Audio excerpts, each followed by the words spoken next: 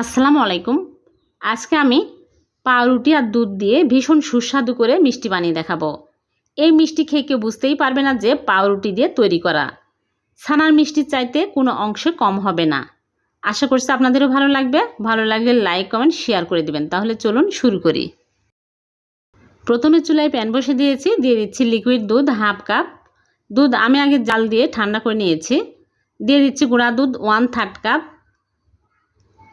আর দিয়ে দিচ্ছি চিনি 1 টেবিল চামচ। এখন আমি নেড়েচেড়ে জাল করে ঘন করে নিব।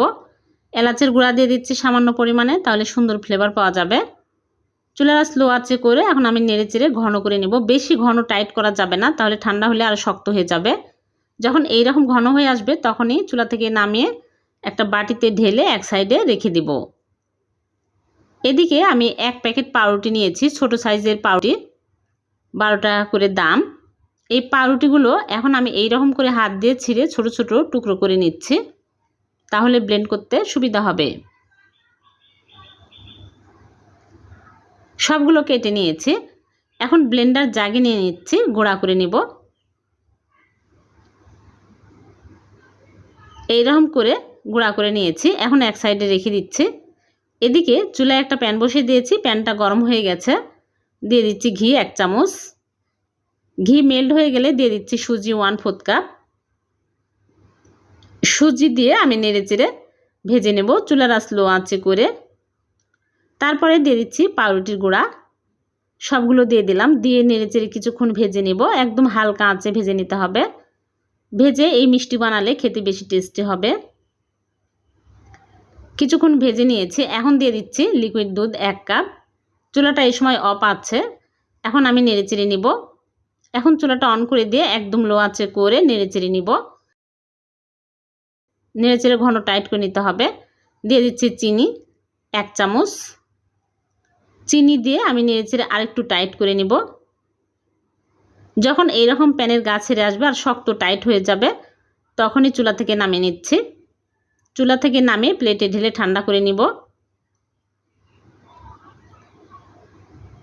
ঠান্ডা হয়ে গেলে ভালো করে মথে নিচ্ছি, একদম মসৃণ করে ডোটা মথে নিতে হবে। মথা হয়ে গেলে হাতে ঘি লাগিয়ে নিয়েছি। এইরকম করে অল্প অল্প করে নিয়ে আমি গোল করে তারপর চ্যাপটা করে মাঝখান দিয়ে এরকম করে একটু গর্ত করে নিচ্ছে। মোহনভোগ মিষ্টি এইরকমই হয়। আমি এইরকম করে সেম প্রসেসে সবগুলো বানিয়ে নিব।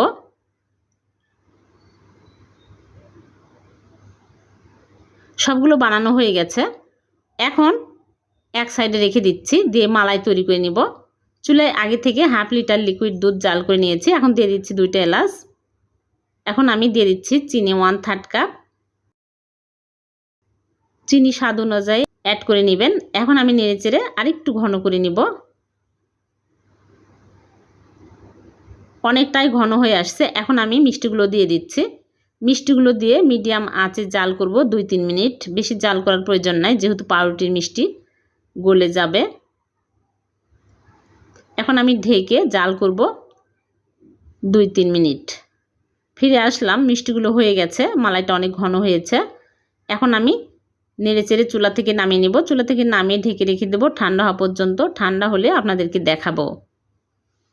ফিরে আসলাম, মিষ্টিগুলো ঠান্ডা হয়ে গেছে আর মালাইটা অনেক ঘন হয়েছে, দেখতে অনেক লোভনীয় হয়েছে। এখন আমি মিষ্টিগুলো ছাঁকনিতে মালাই ছেঁকে তুলে নিচ্ছি। সবগুলো তুলে আমি এখন ইনস্ট্যান্ট মাওয়াতে কোট করে নিচ্ছি, তাহলে আরও টেস্টি হবে। সবগুলোতে আমি মাওয়া লাগিয়ে নিব। তারপরে ভিতরে যে ক্ষীর বানিয়ে রেখেছি ওই ক্ষীরগুলো আমি দিয়ে নিচ্ছি, তাহলে আরও টেস্টি হবে। ছানার চাইতেও কিন্তু বেশি টেস্টি হয় এই মিষ্টি। শুধু ছানার মিষ্টি টেস্টি হয় না, অনেক রকমের মিষ্টি আছে টেস্টি করা যায়। হয়ে গেল পাউরুটি আর দুধ দিয়ে ভীষণ সুস্বাদু মোহনভোগ মিষ্টি। এই মিষ্টি একবার হলে বানিয়ে খেয়ে দেখবেন, খুবই মজার হয় আর কতটা নরম তুলতুলে, বোঝাই যাবে না যে পাউরুটি দিয়ে তৈরি করা। মিষ্টি খেতে মন চাইলে ঝটপট এই মিষ্টি বানিয়ে খেতে পারবেন। খুবই কম খরচে কম সময়ে বানিয়ে নেওয়া যায়। ভালো লাগলে লাইক কমেন্ট শেয়ার করে দিবেন। আর এরকম নতুন নতুন রেসিপি পেতে চ্যানেলটিকে সাবস্ক্রাইব করে চ্যানেলের সাথেই থাকবেন। পেজ থেকে দেখে থাকলে পেজটিকে ফলো দিয়ে রাখবেন। আবার দেখা হবে। আল্লাহ হাফেজ।